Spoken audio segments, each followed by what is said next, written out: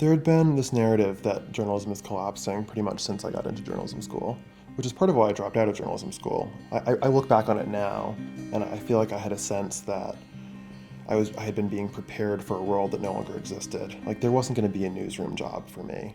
But I was also, I was more or less able to make rent by just writing. So it was sort of like I kept my head down and I kept doing it.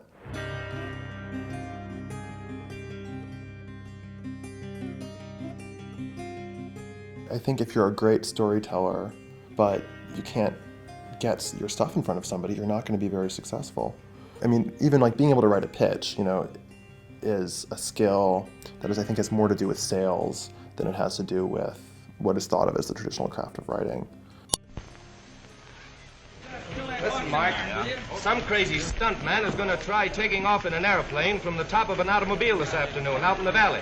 Sounds like a story. I'll send Mac out with a snapper. This is one of these things that's of like just endless fascination to people. They'll ask, do you write the story first? Do you write the story and submit it? And the answer is almost never. My time in researching for a story is time that I'm not spending working on something else. There's a real opportunity cost.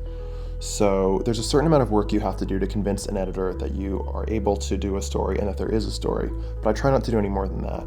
I think even more than the finished article, it is the foundational document of being a freelance journalist. It's that important. We can break it into 3 parts. The first part is a hook. My friend Eric Benson, he'll imagine if he were to get the story and he were to be able to write like the best lead possible for the story, what he'd do as his first paragraph. That's just the hookiest part. Then in the body of it, you lay out the structure of the story, the statistics that the story will hang on, the sort of main developments that you're going to be writing about. At the end, you make the case why it's you. The traditional way of doing that is saying what your area of expertise is and who you've written for before, and including links to some relevant clips. If you don't have those relevant clips, then you ask yourself, what would make an editor think that I could do this? And you've got to sort of answer that for yourself. Then also accept that most pitches get passed on by most editors. And that doesn't necessarily mean the story wasn't good. It means that it didn't fit with what they were running, they couldn't see what you see, they already have somebody who covers that, editors are generally conservative. But one thing that I've learned is that a pitch does 2 things. A pitch can help sell a story, but it can also sell you. If an editor gets a pitch from a writer that is the story that isn't right for them, but they're impressed by the story, that's great, that's a win. And I think it's easy to get discouraged by a no, and not to understand that no is much more common than yes, but also very few no's are no forever. I think freelancers have a future.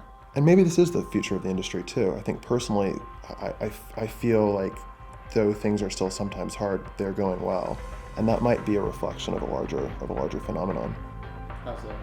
Well, in that if there wasn't anybody hiring and there wasn't anybody paying for the kind of work that I would be doing, we wouldn't be talking right now, and I would be doing something else. And you would be doing something else too.